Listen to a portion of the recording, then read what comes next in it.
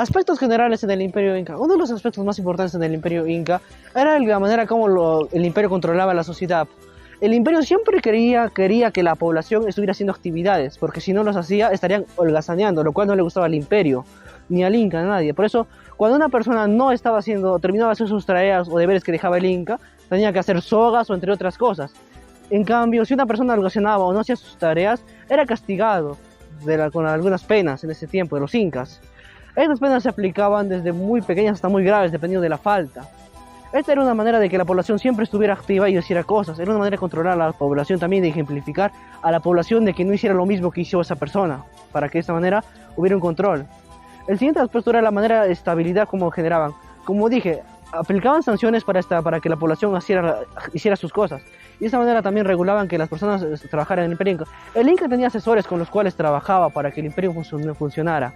Y de esta manera el Imperio saldría a la mejor manera. Otra manera era cuando el Inca decretaba una ley o una ordenanza, siempre los chasquis eran aquellos encargados de darle a todo el imperio esa información, yendo sitio por sitio, para que el curaca aplicara justicia en los ayllus. Otro eran las religiones que se aplicaban. Los incas eran una religión, eran politeístas, creían en varios dioses, el sol, la luna, entre otros. Estos dioses siempre tenían que ser adorados, ya que si tú les faltabas el respeto también eras castigado, porque era lo más sagrado para los incas, porque los incas cualquier fenómeno natural que sucedía en ese tiempo lo consideraban obra de algún dios, por eso eran los sacrificios hacia los dioses cuando había sequías, terremotos.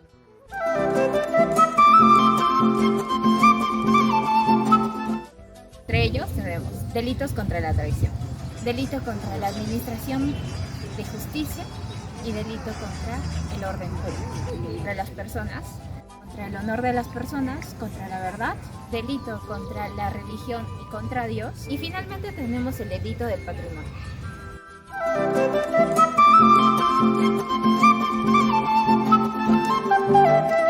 Como primera pena tenemos la pena privativa y limitada de la libertad. Esta era una forma de castigo, mas no perseguía la privación de la libertad, sino que quería sacar provecho a la comunidad. Es decir, que estos eran utilizados como mano de obra en trabajos como, se los llevaba a la mina o iban a hacer obras públicas o estaban a bordo de alguna embarcación. Penas de destierro. Consiste en la expulsión de una persona de un territorio determinado. Este puede ser de manera temporal o permanente. Otra pena es la deshonra, quienes se exponían públicamente con una coraza en la cabeza o los sometían a raparse la cabellera.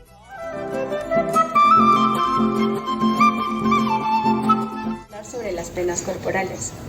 Estas usualmente se daban por cometer actos desvalorados para la comunidad. Una forma para poder sancionarlos era los azotes, ya que de una u otra forma eran bastante rigurosos con los ladrones. Si lo hacían por primera vez, los azotaban públicamente. Si era por una segunda, los torturaban, y si había una tercera, ya era pena de muerte. Por otro lado, otras penas que usaban para torturarlos era cuando eran alcahuetes de cualquier situación, también cuando mentían y juraban en falso públicamente. También otra forma de torturarlos era mandarles por trabajos forzados a la mina. ¿Por qué se daba esto? Cuando eran alcahuetes por adulterio, cuando cometían estupro con una doncella, y por ejemplo cuando los sacerdotes comerciaban con instrumentos que utilizaban. Otras formas de penas corporales sería lo que es mutilamiento o mutilación de alguna parte del cuerpo. Mutilaban las manos, las piernas, los dedos, y esto se daba, depende del acto que estaban cometiendo. La pena de muerte. Estas se daban cuando era muy repetitivo o ya cuando era un acto bastante fuerte que afectaba a la comunidad.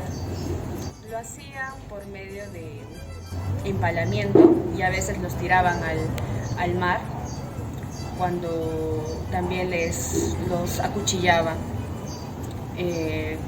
también cuando los ahorcaban, les quitaban las pieles y las convertían en tambores, cuando los colgaban de los pies, y era una forma de tortura bastante lenta, pero de esa manera demostraba que no deberían de cometer este tipo de delitos.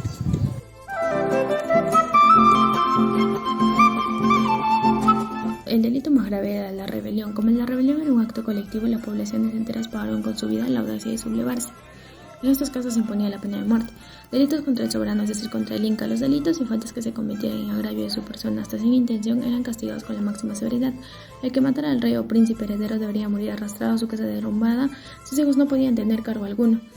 Y todo esto duraba hasta la cuarta generación. Todo delito o falta cometida en agravio del Inca o sus bienes eran castigados con la pena de muerte. Se consideraban como tales mirarle al rostro directamente, la conspiración contra el Inca, tropezarse o caerse al llevar la litera del soberano, faltarle al respeto, ponerse en lugares reservados al Inca.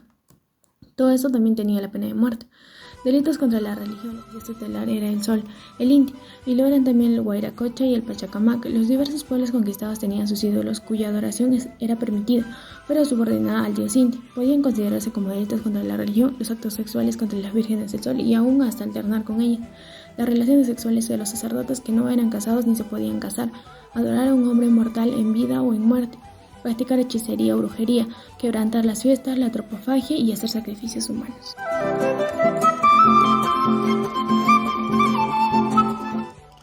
Sobre las infracciones de orden privado podíamos encontrar tres tipos. La primera era contra la sexualidad. En el incanato el tema de la pureza de la mujer era muy importante, tanto que incluso si una mujer perdía la virginidad podía ser condenada a muerte. Es por eso que las mujeres no tenían como una libertad sexual, que pudiesen elegir con qué persona estar y con qué persona tener relaciones sexuales. La mujer solo podía tener relaciones sexuales con el hombre con el que se casase. Ahora, si bien podían tener pretendientes, eso no significaba que pudiesen tener relaciones con ellos. Es más, en el caso de que, digamos, el pretendiente la sedujera o ésta seduzca a su pretendiente para tener relaciones, los dos pudieran ser castigados. Claro, en el caso de la mujer podía ser incluso castigada con la pena de muerte, pero a veces el varón podía incluso salir impune de tal acción, podía sobrevivir. El tema también de la pureza de las mujeres era muy importante por el hecho de que ellas eran las más hermosas, podían ser escogidas como vírgenes del sol. Entonces podían ser escogidas para casarse con personas que pertenecían a la jerarquía alta del imperio, o podían ser usadas como sacrificios, y obviamente para estos sacrificios se necesitaban mujeres puras. Es por este resguardo de la sexualidad que se tenía dentro del imperio, por el cual se podía hacer unos límites con respecto a los delitos que podían infringir estas situaciones, ¿no? Entonces, por ejemplo, los incestos, si lo ejercía una persona del común, del pueblo, no era bien visto, incluso podía ser sentenciado, castigado por dicha acción. Muy a diferencia de lo que ocurría con las panacas. En las panacas sí era permitido, ya que estos consideraban de que el incesto sí se podía aplicar por sus antepasados. Luego estaban los que eran contra la vida. Si bien en el incanato se sancionaba a las personas que atentaban contra otras, quitándoles la vida, había casos excepcionales donde sí se podía permitir este tipo de actos. El primero de estos era en el tema de los sacrificios para los dioses. Ahí sí, como era un tema religioso y era muy importante la religión para los incas, el tema de sacrificar a alguien, entonces sí era permitido. Luego estaba el tema de las guerras, por ejemplo, o las rebeliones, donde sí se permitía la crueldad contra aquellas personas que se levantaban en contra del Inca. Independientemente de estos casos, sí se podía sancionar otros delitos, ya sea como el parricidio, el homicidio o al atentar contra altas jerarquías del imperio. Y por último encontramos los que iban en contra de la propiedad.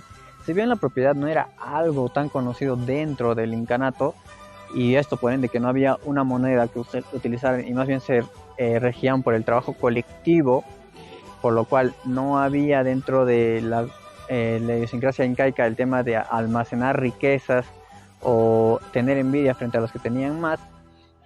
Sí había casos en los que sí el tema de la propiedad era muy protegido, más que todo en el tema de la agricultura y la ganadería, por ejemplo. Había sanciones en contra de las personas que, por ejemplo, mataban al animal de otro o le envenenaban, o incluso en el robo.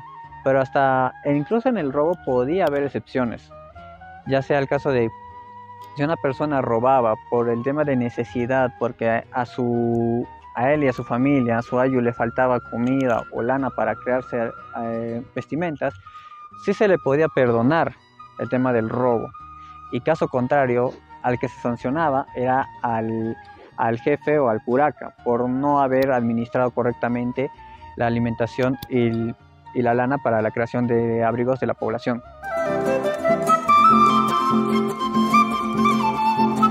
La ciencia no era desconocida para los antiguos pobladores del Imperio Incaico. Su aplicación se asocia con la culpa subjetiva. ¿Por qué? Porque si este mismo volvía a cometer el mismo delito, es porque tenía voluntad delictiva. La reincidencia no era muy común, puesto que las penas eran capitales, en su mayoría, y solo se aplicaban cuando las penas no eran capitales, como por ejemplo el hurto, la embriaguez, la desobediencia a un curaca, la deserción de un mitmacuna, la violación a una virgen y desplazamiento de mojones. La reincidencia era un agravante, la cual era premiada por la muerte de la gente.